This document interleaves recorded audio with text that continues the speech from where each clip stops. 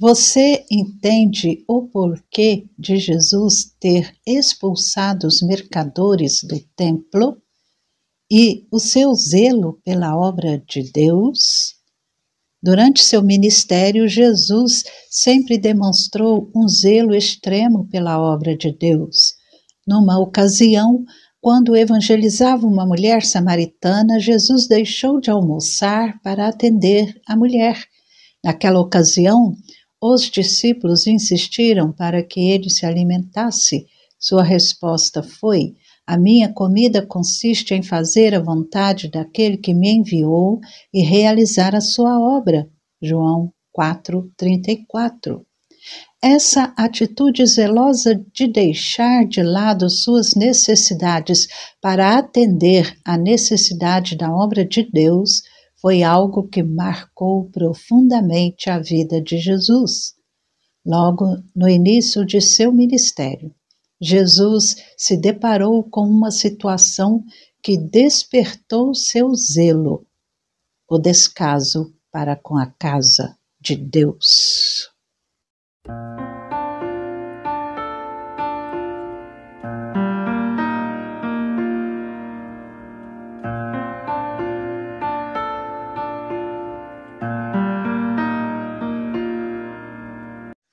Mateus, Marcos, Lucas e João relatam a purificação do templo feita por Jesus e demonstra o zelo de Jesus.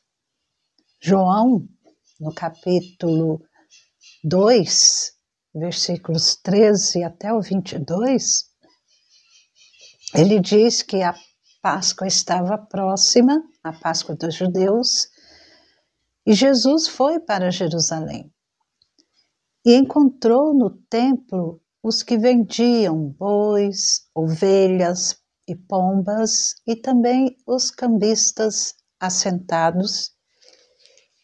Jesus, tendo feito um chicote de cordas, expulsou todos do templo com as ovelhas e os bois, derramou o dinheiro dos cambistas pelo chão, virou as mesas e disse aos que vendiam as pombas: tirem estas coisas daqui, não façam da casa de meu pai uma casa de negócio. Os seus discípulos se lembraram que está escrito: o zelo da tua casa me consumirá. Então os judeus lhe perguntaram: que sinal você nos mostra para fazer essas coisas? Jesus lhes respondeu: destruam este santuário e em 3 dias eu o levantarei. Os judeus responderam: este santuário foi edificado em 46 anos e você quer levantá-lo em 3 dias? Ele, porém, se referia ao santuário do seu corpo. Quando, pois, Jesus ressuscitou dentre os mortos, os discípulos dele se lembraram que ele tinha dito isso e creram na Escritura e na palavra de Jesus. Foi uma situação surpreendente. As pessoas se surpreendem com a atitude de Jesus em expulsar os mercadores do templo. Porém, muito mais surpreendente foi encontrar o templo na situação em que estava. João diz que estava próxima à festa da Páscoa e Jesus foi a Jerusalém, subiu a Jerusalém e encontrou lá no templo vendilhões, ou seja, os que vendiam bois, ovelhas, pombas e os cambistas. assentados. E isso, para nós, pode parecer algo comum, ver negociantes em lugares que nós reconhecemos como sagrados, ganhando dinheiro à custa dos fiéis. Ali no Templo de Jerusalém, era inadmissível, como ainda é inadmissível essa situação, mas surpreendentemente o templo estava naquela confusão.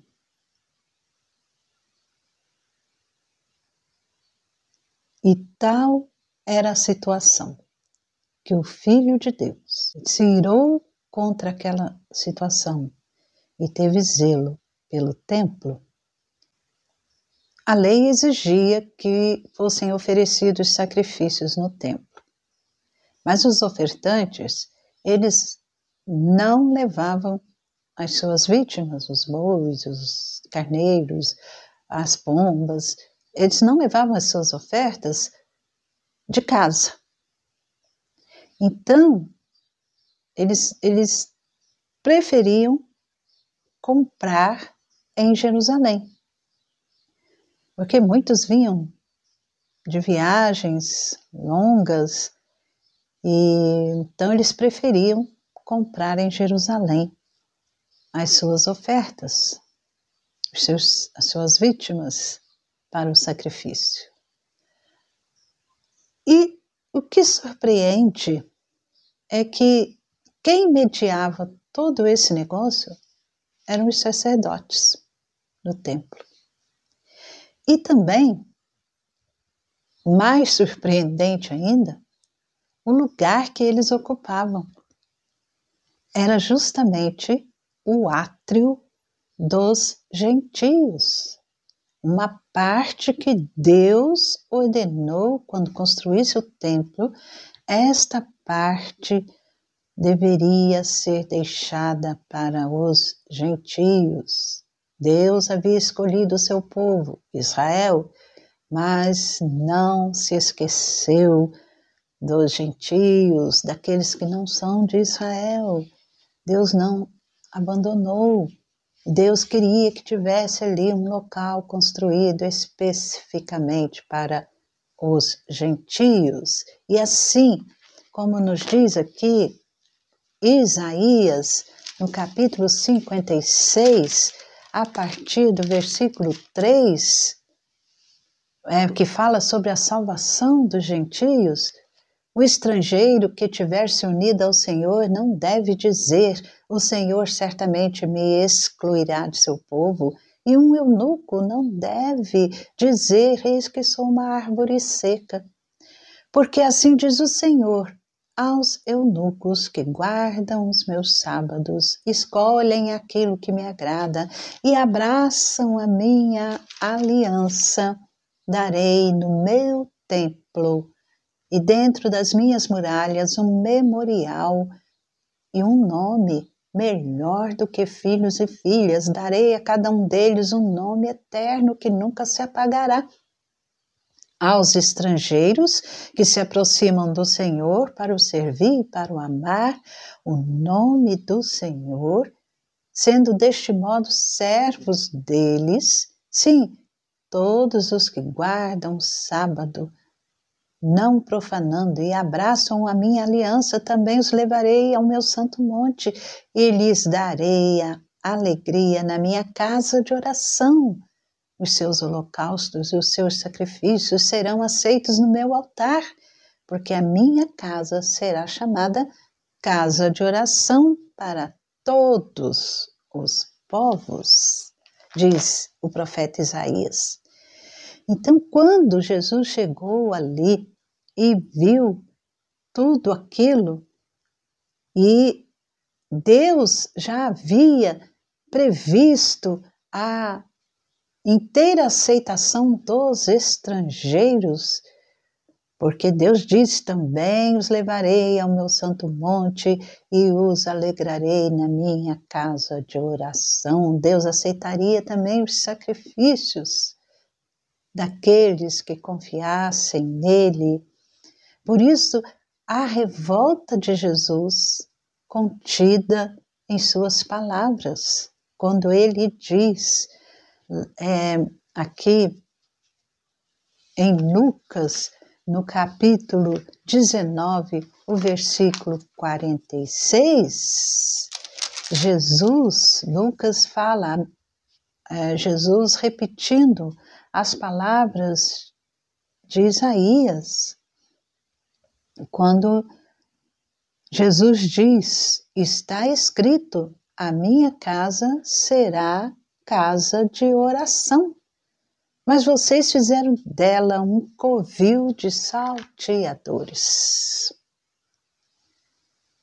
Jesus, então, revoltado e vendo o átrio dos gentios, que deveria ser usado para que os povos, os gentios, pudessem se aproximar de Deus, estava sendo usado de uma maneira completamente fora da vontade de Deus. Os sacerdotes estavam usando aquele espaço para obterem lucro financeiro.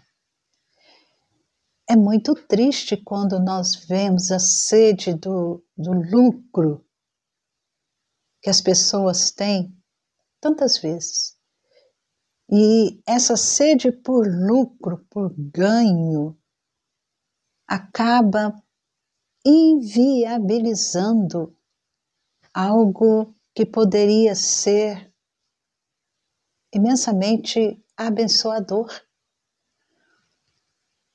E encontramos nos dias de hoje pessoas que agem assim, que ocupam espaços destinados à pregação do Evangelho,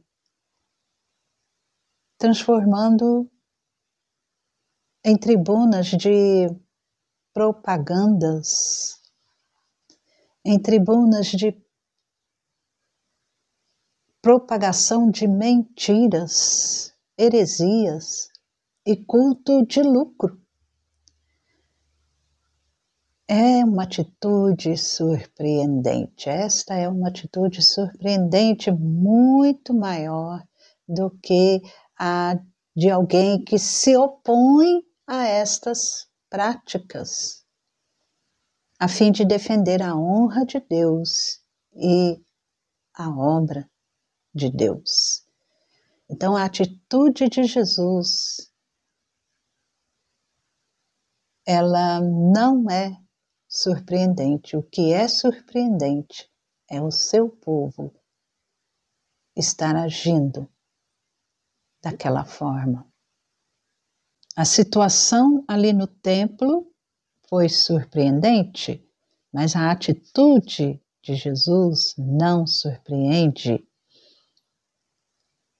Ela foi na medida da situação em que ele encontrara. João diz que Jesus fez um azorrague e expulsou. É um chicote, azorrague é um chicote de cordas, com várias pontas. E Jesus expulsou do templo os cambistas, com as ovelhas, com os bois, com as pombas, derramou o dinheiro dos cambistas pelo chão, virou as mesas. Jesus foi bem violento. E isso é o que geralmente surpreende as pessoas ou causa espanto a nós, essa atitude de Jesus. Essa aparente violência de Jesus. Mas o que esse espanto não sabe é que nem toda ira é pecaminosa. Se fosse assim, Deus jamais poderia manifestar a sua ira aos homens perversos, e assim os homens perversos jamais teriam a punição de seus pecados. Mas existe o inferno, e os ímpios serão lançados no inferno. E isso envolve claramente, efetivamente, um ato da ira de Deus. A ira de Deus é santa. A ira de Jesus foi santa. E Deus não está cometendo nenhum erro, nenhum pecado. E a Bíblia, ela mostra bastante a ira, o testemunho a respeito da ira de Deus. O apóstolo Paulo, em Romanos 1,18, ele diz: a ira de Deus se manifesta do céu contra toda impiedade e injustiça dos seres humanos que, por meio da sua injustiça, suprimem a verdade. Então, nós lendo isso, nós vamos entender que Jesus irou-se naquele dia em Jerusalém e a sua ira foi absolutamente santa e justa. Jesus não pecou, porque a ira só é pecaminosa quando ela é motivada pelo pecado.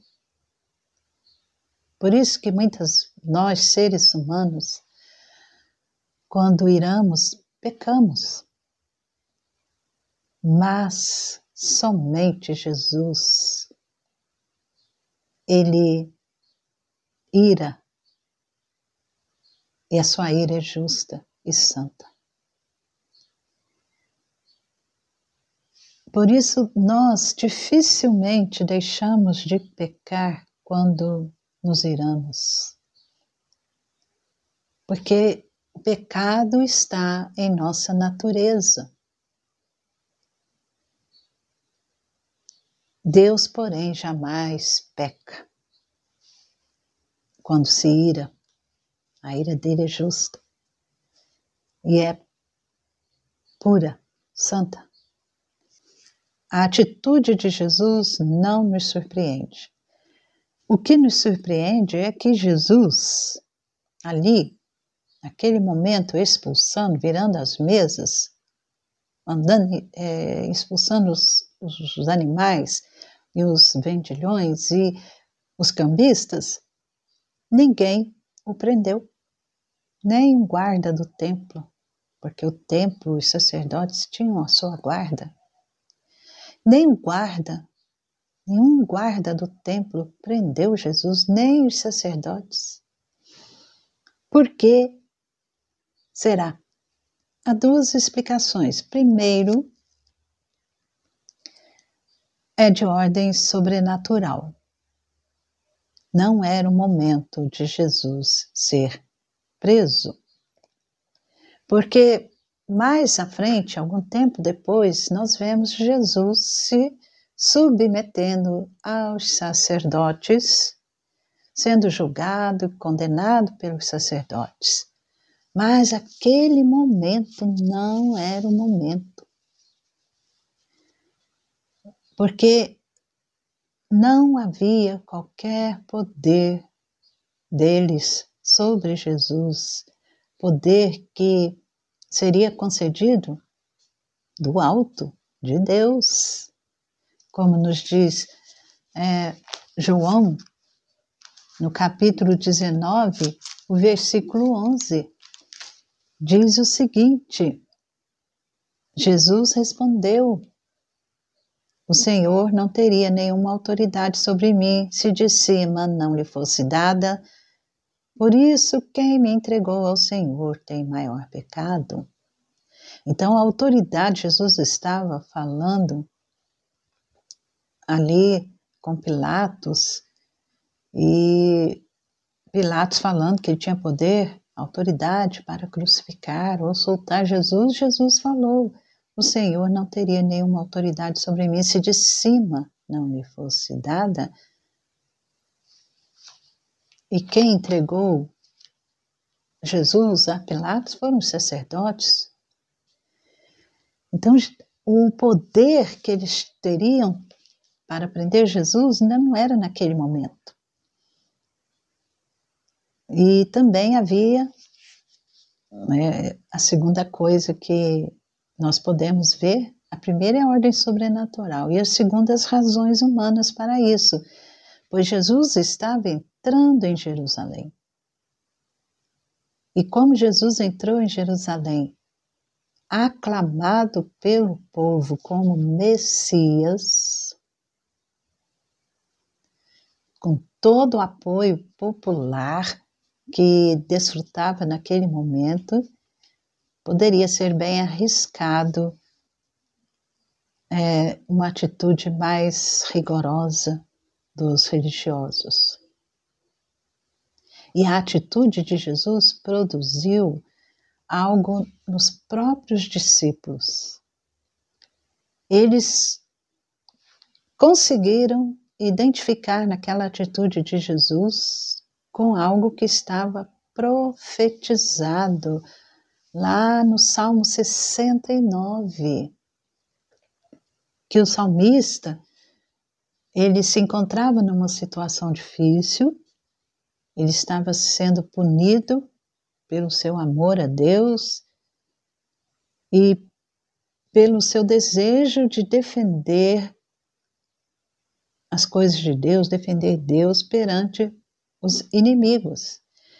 E naquela ocasião o salmista, ele clamou a Deus, dizendo: tenho suportado afrontas. Pode ler no Salmo 59, tenho suportado afrontas. E também tornei-me estranho a meus irmãos. Meu rosto se me encobre de vexame por causa de ti, ó Deus. Eu tornei-me estranho perante meus irmãos, desconhecido aos filhos da minha mãe, pois o zelo da tua casa me consumiu e as injúrias dos que te ultrajem ou te ultrajam caem sobre mim. É o Salmo 69, versículos 7 a 9. A ira de Jesus era absolutamente justificável por causa de seu zelo com relação a Deus e à casa de Deus. E ainda, porque já estava profetizada na pessoa do salmista. Uma situação surpreendente, uma atitude não surpreendente e um sinal surpreendente.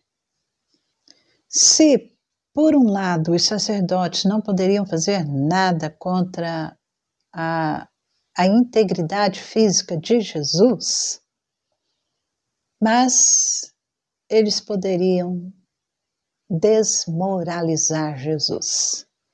Por isso, eles fizeram uma pergunta: que sinal você nos mostra para fazer essas coisas? O que eles queriam com isso? Demonstrar que Jesus não tinha qualquer autoridade para fazer o que ele estava fazendo. Não tinha autoridade sobre o templo. E a pergunta era assim, soava mais ou menos assim: quem você pensa que é para fazer essas coisas? Para fazer isso aqui no templo? Quem você pensa que é? E como eles estavam perguntando sobre a autoridade de Jesus, Jesus vai lhes dar uma resposta apropriada. Jesus responde a eles: destruam este santuário e em 3 dias eu o levantarei. E os sacerdotes, é claro, não entenderam nada do que Jesus disse, e mesmo seus discípulos. Somente após a ressurreição é que foram entender o que Jesus dizia. Parece que sempre que os incrédulos lhe pediam algum sinal, Jesus apontava para a sua ressurreição. E o mesmo aconteceu quando, em outra ocasião, lhe pediram um sinal. Lá em Mateus 12, 40. Eles pediram um sinal do céu e Jesus disse a eles que o único sinal que eles teriam era do profeta Jonas, que ficou sepultado durante 3 dias e depois saiu. Ou seja, Jonas ficou 3 dias no ventre do peixe e depois saiu.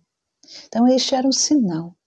Agora ele prometeu a reconstrução do templo em 3 dias. Mas não era o templo físico ali em Jerusalém, mas o templo espiritual. Ou seja, o seu próprio corpo. O templo físico havia sido levantado para servir de meio de salvação. Porque através dos sacrifícios, daquele sistema ali sacrificial, os pecados dos homens eram perdoados, eram purificados, e eles tinham acesso a Deus por meio dos sacrifícios. Mas em seu próprio corpo, Jesus completou a tarefa do templo. Jesus morreu pelos pecados e abriu um amplo acesso a Deus livremente para todos os que creem. Por isso o véu do templo foi rasgado de alto a baixo. Como nos diz Hebreus 10, 19 e 20. O seu corpo foi muito mais importante do que o templo e por isso é um santuário muito superior ao templo.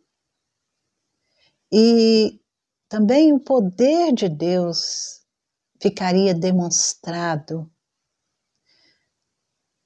pois aquele templo, o templo de Jerusalém, como os próprios judeus responderam, este santuário foi edificado em 46 anos. 46 anos. E você quer levantá-lo em 3 dias? Então, o próprio poder de Deus ficaria demonstrado, porque o templo havia levado 46 anos para ser reconstruído por Herodes. Esse templo foi construído por Herodes, mas o corpo de Jesus em apenas 3 dias estaria plenamente em forma outra vez.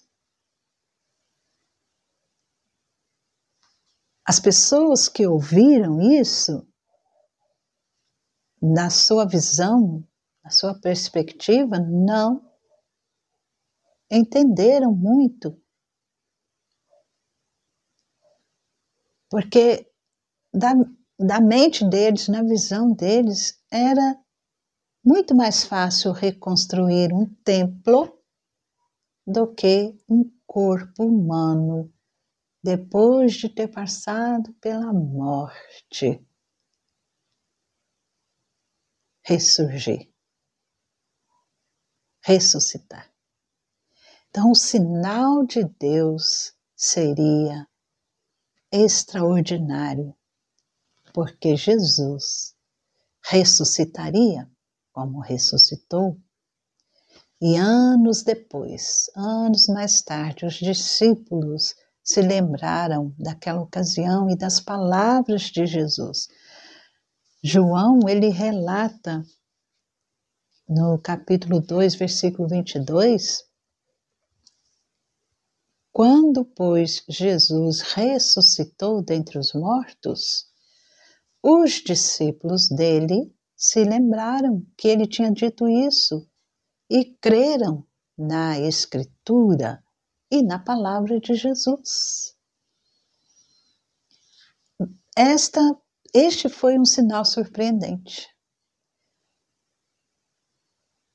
Com toda aquela movimentação, todo aquele espanto do povo ali, os judeus falando: que sinal você nos mostra para fazer essas coisas? Com que autoridade você está fazendo isso? Jesus vai mostrar que a autoridade dele vem de Deus e que Deus ia operar um sinal maravilhoso, maior do que aquele templo. O orgulho do povo judeu ali era aquele templo. Mas Jesus falou um sinal maior, melhor, único e para sempre será dado. Em 3 dias vocês vão destruir o santuário, que sou eu mesmo. Meu corpo será desfigurado. Seria crucificado. E em 3 dias eu o levantarei. É o sinal surpreendente de Deus. E isso nos traz ensinamentos, porque em nenhum momento, ao demonstrar o seu descontentamento com a situação do templo, e mesmo pela violência da atitude de Jesus, em nenhum momento Jesus cometeu algum tipo de transgressão. Ele não pecou. A sua atitude foi absolutamente justa e na medida da transgressão do povo. A ira de Deus é sempre justa. Ele retribui apenas consoante as iniquidades do ser humano. O zelo de Jesus é impressionante, porque a sua disposição de honrar o Pai em todas as suas atitudes se torna exemplo para nós. E através da purificação do templo, Jesus atacou o espírito mundano dos judeus, porque as coisas santas não se devem corromper. Jesus denunciou o roubo e as avarezas. Jesus condenou o espírito antimissionário. O pátio dos gentios havia sido construído como um convite para que os gentios viessem para adorar ao Deus de Israel. Mas Anás e seus filhos estavam usando para os seus ambiciosos propósitos. o que havia sido desenhado para ser bênção às nações. Os sacerdotes estavam usando para seus lucros, para obterem vantagens, para lucrarem. E Jesus também cumpriu a profecia messiânica do Salmo 69 e Malaquias 3. Nos diz William Hendricks, isso é o que nós aprendemos, que Jesus, a ira dele é santa e justa. E nós, quanto zelo nós demonstramos pelo nome de Deus, pela obra de Deus? Quando vemos as pessoas desprezando a palavra, deturpando a palavra de Deus, qual tem sido a nossa atitude? Zelo em religião, como nós falamos em zelo, é aquele desejo ardente de agradar a Deus, fazer a vontade de Deus e promover a glória de Deus no mundo. Sermos as suas testemunhas. Saiba que a ira e o zelo de Jesus são santos. É surpreendente a situação do tempo. Não nos surpreende a atitude de Jesus. E o sinal maior é mais que surpreendente. Jesus ressurreto.